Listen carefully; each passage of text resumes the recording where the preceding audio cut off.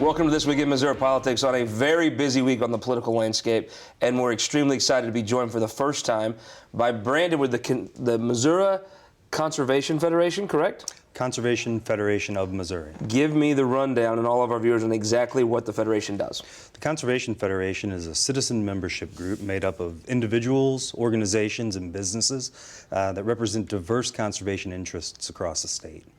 So this year, you approach the legislature every time they meet, and you discuss issues that not only help the Department of Conservation, but hunters, sportsmen, and all interests of conservation in general, correct? It's not you're not part of the government, right? Correct. We're a nonprofit. It's sportsmen, wildlife enthusiasts, park enthusiasts, really anybody that utilizes outdoor natural resources. So these are people that care about conservation, so they go out and they spend their own money to have an advocacy group, right? Sure, that's exactly right. You know, over 2 million Missourians identify themselves as wildlife enthusiasts, and our state parks are some of the finest in the country. We have just an incredible array of natural resources here, and it's really important to our state. So those different user groups come together under the Federation to actively advocate to make sure that that remains so into the future. You talk to a General Assembly that is overwhelmingly Republican, fairly conservative, and you're on a show right now, or maybe the only show you'll come on, that says the tax code would be a great idea to let people keep their own money. Do you think that gives you a little bit better handle to approach that legislature because you have donors and people that put together their own funds and provide you that opportunity, and then you can call on your members to be engaged, and it's not just a government bureaucracy trying to advocate for different resources? Absolutely. I think all the elected officials like hearing from their own constituents, and we have those constituents across the state, not only individuals, but major businesses as well. Bass Pro Shops is one of the larger employers of the state, and they're our largest supporter, as well as Cabela's, the Association of Electric Co-ops, the Missouri Corn Growers Association. So we're very diverse across conservation, agriculture, business, and those elected officials hear from different constituents with different individual interests. Let me ask you about a couple of things those elected officials are doing. First of all, Representative Linda Black, very respected legislator from southeast Missouri, she has a bill about poaching. Give me the cliff notes on it. Yeah, poaching's a problem here in Missouri that may not get the attention it's deserved in recent years. We hear people complaining about it or talking about it, but there hasn't really been anything, exceedingly excessive done to curb it. So Representative Black is filing a bill that will put mandatory fines on, or not mandatory fines, but it'll strengthen the anti-poaching larger laws, fines right? on species that are typically considered trophy species: turkey, deer, elk, and bear. So currently there's fines that are levied at a county level. And a lot of those fines for poaching fall in the $100 to $200, maybe up to $300 or $400 range. And that's just not enough. So in this bill, it's written that a turkey, if poached, will cost the violator $750. A white-tailed deer would be $1,500, and a bear or an elk would be $3,500. Well, give me another bill you're watching this session. Senator Wallingford has a bill that's dealing with feral hogs. Feral hogs are an invasive species that are very damaging to the landscape, horrible in crop fields or in pastures.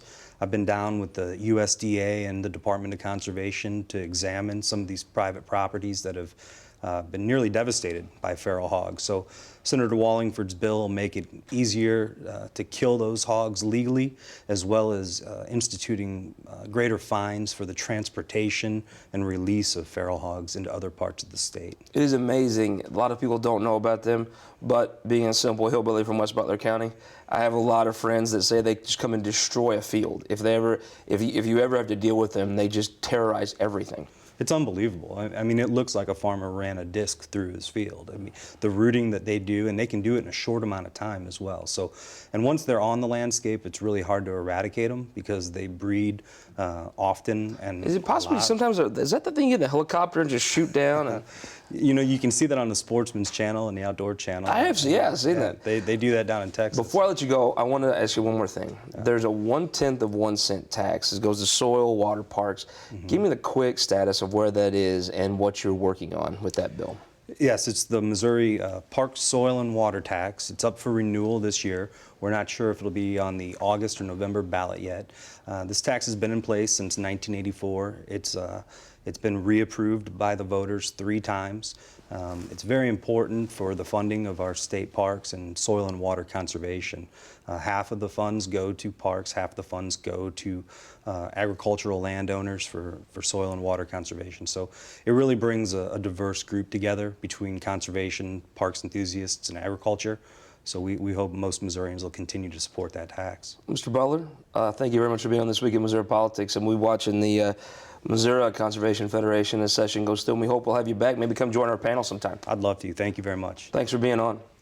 That's our opinion maker interview. And we'll be right back with our opinion maker panel after our leading economic indicators.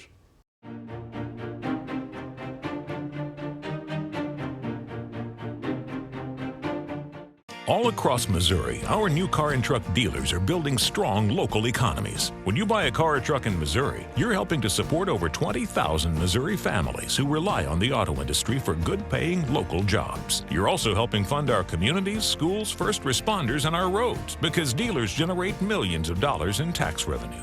Missouri's automobile dealers have been the foundation of our communities for generations and for generations to come.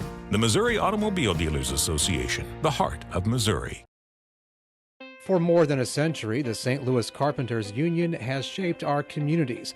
Through trusted alliances, we deliver skilled professional craftspeople while our business partners provide the kind of quality jobs that keep our economy humming. It's a blueprint that has worked since 1882. Turning Missouri into a right-to-work state stalls progress, wipes out jobs, and kills momentum. Right to work is wrong for everyone. Let's keep Missouri moving forward. Visit carpdc.org to learn more.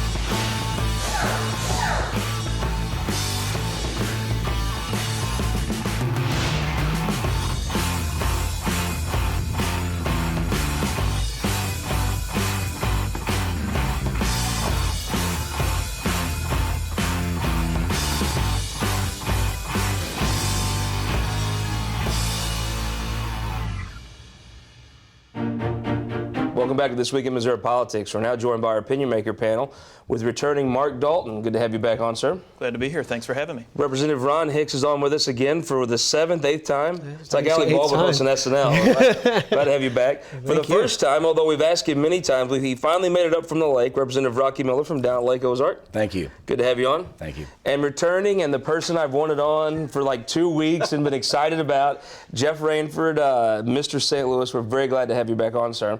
And let's start with the topic. I was in the crowd at the Blues game Thursday night.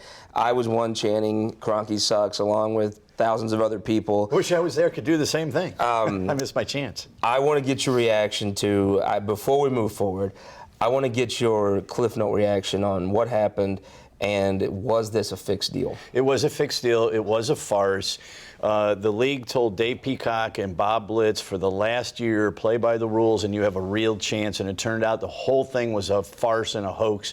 And from the beginning, the front office wanted Stan Kroenke to do it because he had the most money and he gave him the best chance to make the most money in Los Angeles. I'm fine with that part of it. It's their league, their money. They can do whatever they want. But be honest, okay? Maybe I'm a quaint old Midwesterner, but when somebody gives me their word and says this process is real, spend 16, 17 million to do it, I take them at their word.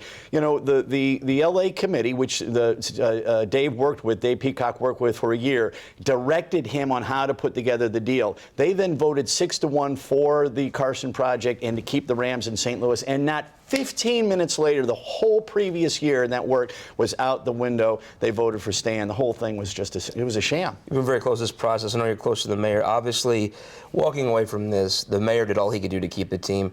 But one of the things that Jay Nixon's criticized for by people that would give him a chance, you know, independent observers, they criticize him for not engaging enough. The governor seemed to engage on this.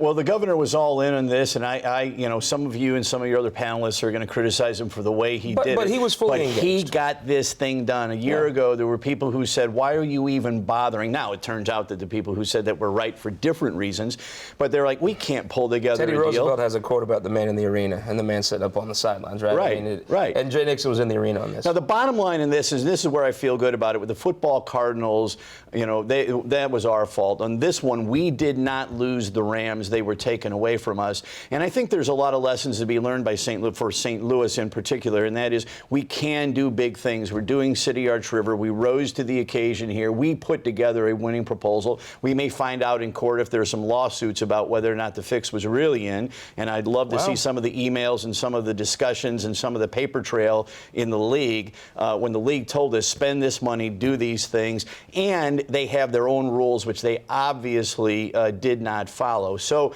I feel good about what we did. I think that the outcome was the fix was in. It was beyond our control. But what we were able to accomplish, I'm really proud of. Part of that, Mark Dahl, I want to bring you in on this. When people talk about labor, sometimes they talk about labor being pitted against business. In this setting, one of the biggest incentives was labor agreeing to work around the clock, which shaved a lot of money off this project cost.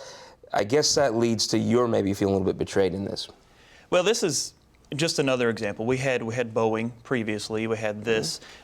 Labor has been trying to do everything we can to work and lower bottom lines to get things done and move forward. And this just seems like like Jeff was saying, it's a deal that the NFL and the owners, I mean, they're business owners and they're there to make money, and they really wanted a team in LA, and they had it set in their mind that someone was going to go there. And we just had to do the old jump through the hoops. It would have created a lot of jobs. But in fairness, labor did go a little bit above and beyond. I mean, they agreed to work, to shave money out. There was a large part of this was shaved off. They didn't just jump through a hoop. Labor kind of went above to make a business project Labor has been going above and beyond for many years. Some may say differently, but we're trying to work with people. We know that if businesses can't come and make money, if it's not profitable, our members won't be working and they won't be feeding their families. So it's a give and take, and we realize that, and we strive to do that. Let's turn to representatives now. I know I've talked to you before. There's a reasonable case to be made for not liking how the governor was going to reissue the bonds, but moving from this, there's no one, I think, even in the General Assembly, that could not blame anybody but Stan Kroenke about this debacle. Well, it's not good, that's for sure. I mean, it's a horrible situation that you see play out.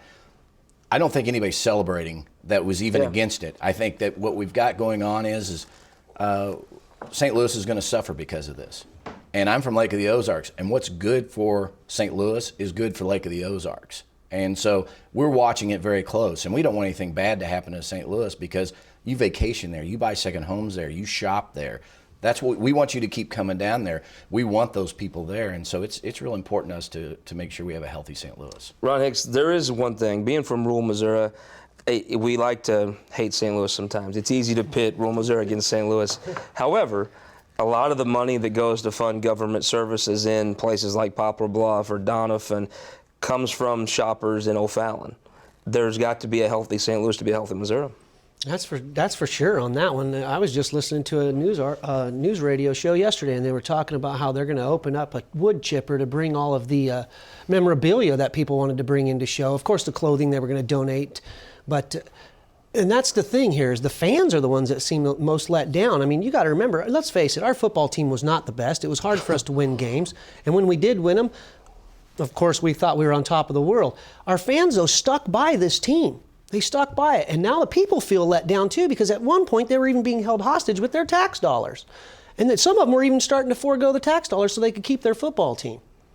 And now look what we have. Nothing, because of a game. You hit the nail right on the head. Rocky Moore, before you were a legislator, you were in, and still are, in actual construction development. Where does the state go forward with this project that Governor Nixon pretty much rightfully points out has not been developed for decades? And how do you, is that a key thing for the state? And what do you do to move forward with it? You've got to have something. I mean, development, you just continue to develop. You just can't let it just fall away and be gone. I mean, you've got examples. You've got downtown Kansas City, the Power and Light District. It's going great guns. It's fantastic. Here you have the River City area. That's a great thing that's going on around this area. Branson has the landing going on, you know. My district, not so much. There's things going on. We've got like $60 million worth of work going on in Lake Ozark right now. It just needs to continue to go. You got to just pick yourself up and move on to the next item. Just speaking of moving forward, I mean, I will say this. There is a, I think it's, if you're going to move forward, you have to kind of deal with the situation. You talk to people in Kansas City right now, it's not just a sports thing, but you get people that are very excited about their civic involvement. And for the last couple years in St. Louis, you get people that are, the mood is down. It's been a bad year and a half. What do we do to pivot forward?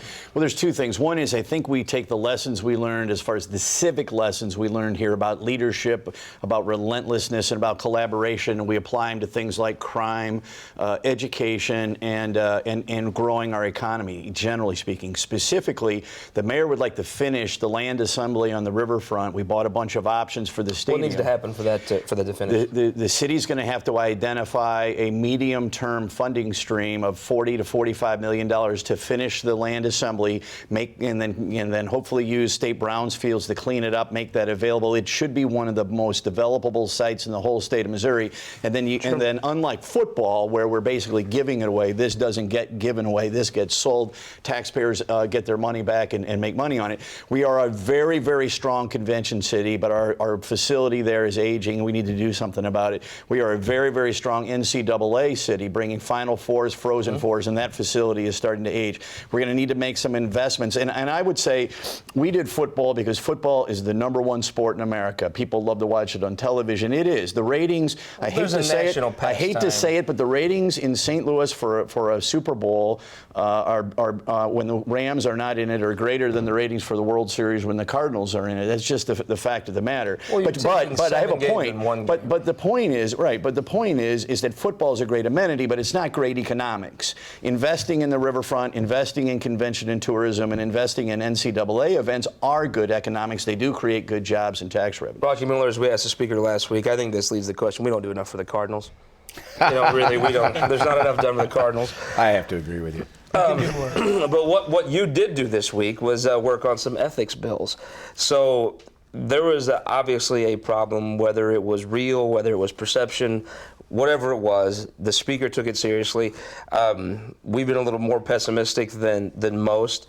But he kept repeating one thing last week. It was the right thing to do. And I think what you may have seen is where you may have heard it on this show first. The next big thing in Missouri politics is the now Speaker, Todd Richardson. And whatever the message on ethics was, you guys sent 4 bills to the Senate the first legislative week. I assume you were trying to send a message. Yes, we were. I mean, is perception reality in this case? Yeah, it is. It really is. Is there a problem in Jeff City with ethics? Yeah. Is there a problem in Washington, D.C. with ethics? Yeah, there's a problem there. Is there a problem in Camden County, Miller County with ethics? Sure. Probably. So we've got to do things to help it. Is it going to solve it? Probably not. Will it help? Yeah. Will it help public perception? I hope so. Ron Higgs, it kind of comes back to, you can say you can't be a lobbyist, you can't do all this thing. Those dadgum voters sometimes just don't vote like people want.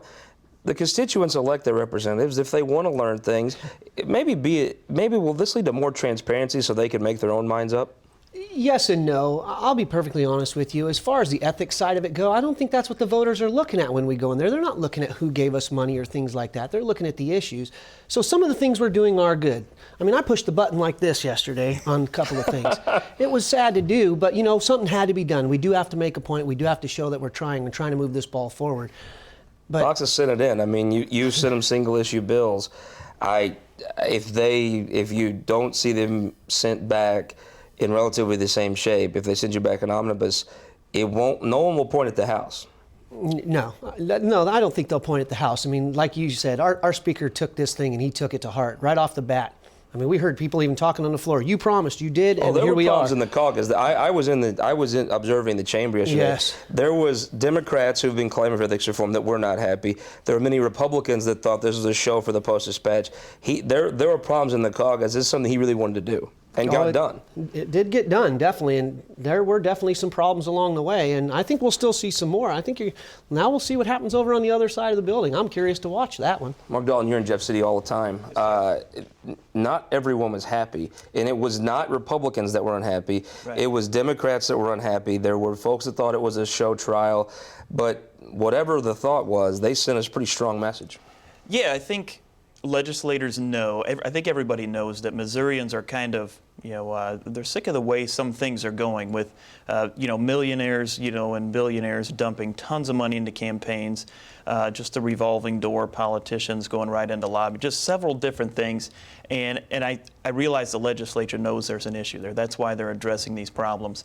Some of the debate was over, are these good enough? I mean, some of the legislation does not affect any of the current legislators. It goes into effect for anyone elected after. Isn't there a fairness aspect to that, though?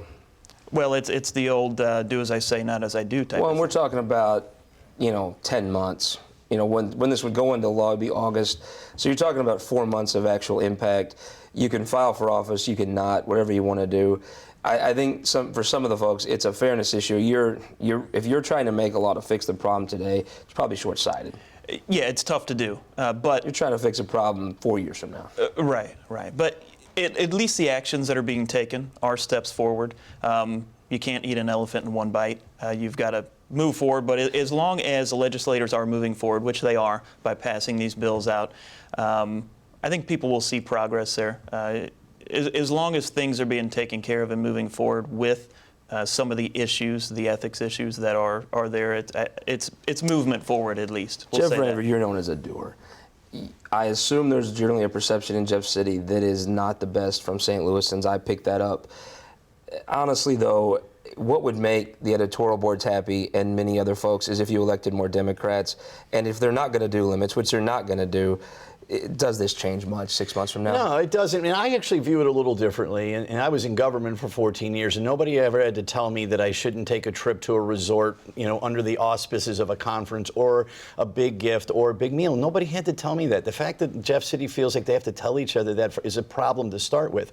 The second issue is Americans are angry at Washington and Congress. They're angry at Jeff City. They're angry at Republicans. They're angry at Democrats, and in part because of all these ethical lapses. Not just that, but that's part of it. And I agree with Ron. Nobody's ever going to win an election by passing an ethics law. But if we can start restoring confidence in government, whether you're a conservative, no, this doesn't even come close to doing anything like that. The first thing they could all do is stop taking this stuff. Why do you need a law to stop taking the stuff? Just stop taking the trips. Stop letting lobbyists load up your refrigerator with booze. Just stop doing it. You don't need a law to do that. Just stop doing it. I was in it for 14 years, and this is ironic that an inner city guy with a reputation of being part of a machine has to lecture rural guys from Missouri on how to do ethics. But it's obvious to me. Stop the nonsense. I was going to say you're not an inner city guy, then you said Missouri, so that you probably are. Fair enough. Yeah, I'm trying to think, though. I've seen a rating of who takes the most, and I don't remember seeing a lot of rural guys on that list, though. I don't know that. All I know is that confidence in government and confidence in both parties, not just Democrats, but both parties, is very low. And this is not the only reason why that is, but it is a reason. This up, though. When you look at the number that is reported, oftentimes it is legislators from urban areas, and my assumption is their constituents don't care. Well, again, I don't think you win or lose elections. I agree with Ron. You don't win or lose elections on ethics. To me, this is more about governance and trying to restore confidence in governance, whether it's around conservative ideas or moderate ideas or liberal ideas. People have lost faith in big institutions in this country. It's not just government. They lost faith in big religion. They've lost faith. I think you're losing members in labor. I mean, and at some point, rather than saying, well, it's because they don't know, we got to change how we do business. That's and No if I, business ever if I, succeeded blaming I don't know who customers. takes gifts in Jeff City and who doesn't, but I do know that clearly it contributes to a loss. And it's not the only thing, but contributes to a loss of faith in government. One thing this week was a presidential debate. The Iowa caucuses are coming up. Marco Rubio's coming to Columbia this week. Rocky, I'm going to break it. It's kind of exciting, right? It is. You've got, you have to point to a couple things. Trump is making the Republican side very, very exciting. Where they usually have, 6 million viewers on a debate, they've got 24 million viewers on a debate. That's awesome that they're doing that. And you have Bernie Sanders surging in New Hampshire and in Iowa. Oh, would that be great? And taking over Hillary at that point. So you've got a free-for-all right now, and it's fantastic. Ron Hicks, what do you think? Well, let's go right to the Hillary thing since you kind of ended with that. You know, this movie 13 Hour comes out today, and I think that once America gets to see some of that, there might be a different taste in their mouth for Hillary as well. Some of the ones that might have been supporting her or thought this, they're going to seek a little something different after that. Don't Americans, I mean, she's been around for so long in the American lexicon, don't they have a taste for Hillary Clinton? And isn't it fair to say they just really don't like her? Where they liked her husband, where they liked George Bush, where they do like Obama, she's just not that charismatic. Yeah, I think there's some polls that show that, but I mean, again, those are polls. I mean, until the real voting starts, who really knows? But that is some of the resonance you hear out there. Jeff Rainford, I know you're a Clinton supporter, but you, as a political observer, to have a red-blooded American capitalist and Donald Trump businessman against a pinko socialist and Bernie Sanders, it could be the best true debate of where we are since Reagan-Mondale. Neither one of them are going to win their party's nomination, but it would be interesting. And, Survivor has great ratings, and I love to watch Survivor, but Survivor's entertainment. We're picking, at a time in our country where we're at a crossroads, we are picking the person who's going to lead us for the next 4 years, and it should not be like a television reality show. But from my point of view, just a selfish point of view, I hope it's either Donald Trump or Cruz, Senator Cruz, because that will assure the election to Hillary Clinton. Now, to get more serious, if it is one of the other candidates, I would not bet money, and I'm 100% for Senator Clinton, but if it's one of the other Republicans, it'll be close. I think it's going to be Senator Cruz, and I think it's going to be Secretary of State Clinton, and I think Secretary of State Clinton will win fairly easily. Give me a prediction on the Republican side. Oh, I'm going with Trump. You think he wins it? I do. Who wins? Who do you think wins? Now, who you're supporting? Who do you think wins? To be honest, I started off, I love governors running for president, and they keep falling away, unfortunately. So, honestly, right now, I'm down to Rubio Cruz right now and just looking and see what we can do. But I got to tell you, it's interesting to see what happens with Trump. Cruz campaign ran by Missouri's own Jeff Rowe. Yes. Prediction, who comes out of it? I think Hillary will come out on the Democratic side. Comes out of the Republican side. Look to see. Trump's numbers haven't really been falling. I'll go with Trump, and I want to take 1 second in solidarity with St. Louis and Andy Cohen. We're on morning television. David Barkley taught us last week there's some things we can't say and do, but I think a man who destroyed football in St. Louis, lied to the community. I think you may see, take your TIFs, take your Rams, get out of town, leave your first name, take your last name, and 30 days till pitchers and catchers report. I think the best thing for this community could be 12-16, and we will see you next time on This Week in Missouri Politics.